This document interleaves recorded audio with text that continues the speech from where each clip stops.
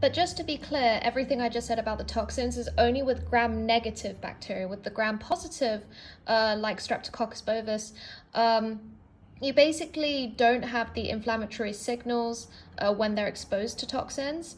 And just speaking of this pathogen, it's meant to be the primary source of bacterial laminitis.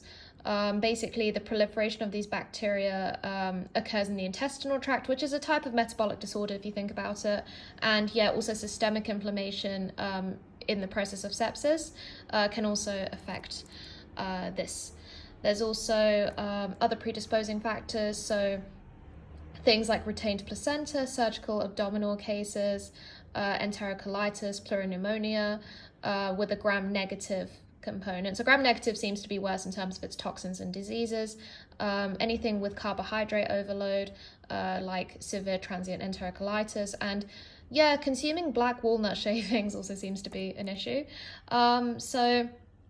Okay, it says excessive concussion or weight bearing. So yeah, we can understand that's usually because of injury, which reduces blood flow to that area, which leads to inflammation of the lamina. You also have metabolic or endocrine disorders like Cushing's, we already mentioned this. Pasture-associated laminitis, so it's associated with eating grass basically, and insulin resistance.